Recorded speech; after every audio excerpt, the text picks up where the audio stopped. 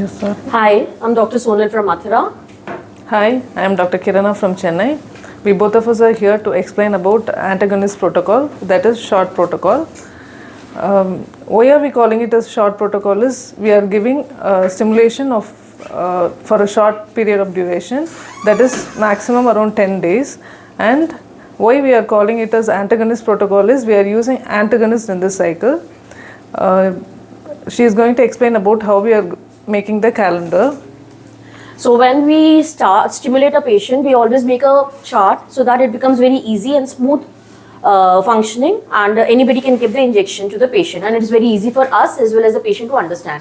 So most of the times we start the stimulation on day 2 or 3 of the cycle. So on whichever day we start, we consider that as a day 1 of stimulation. So at one side we write day of stimulation, we put the numbers like 1, 2, 3, 4, 5 and so on. Again we put the day and date, because the patient, we have to explain which date or which day she has to come for the follow-up.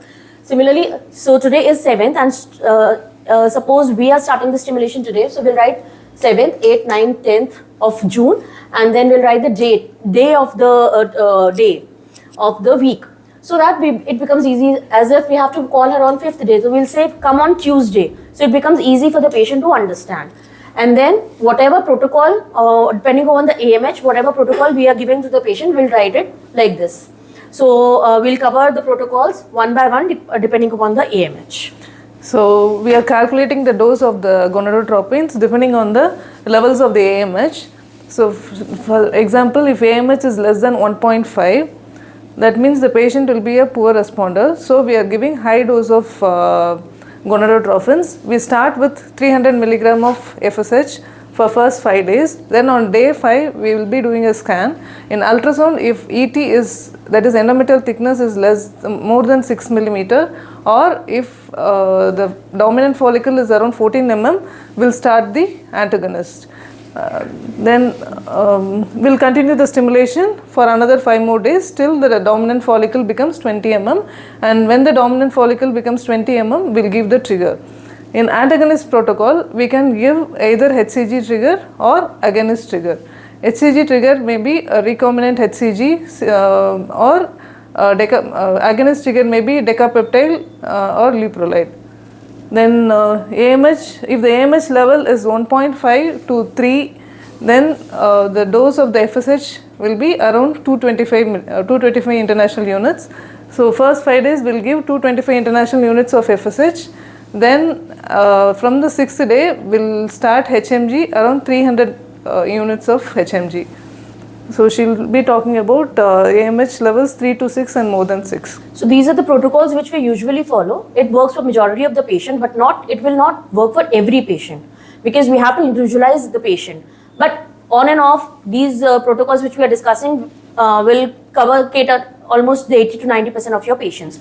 Now if the AMH is 3 to 6, here we have to be a little careful with the drugs. We cannot we cannot make the patient land up into OHS. So we'll start with the dose of recombinant FSH, 150 international unit. We'll continue it for the 5 days as already discussed.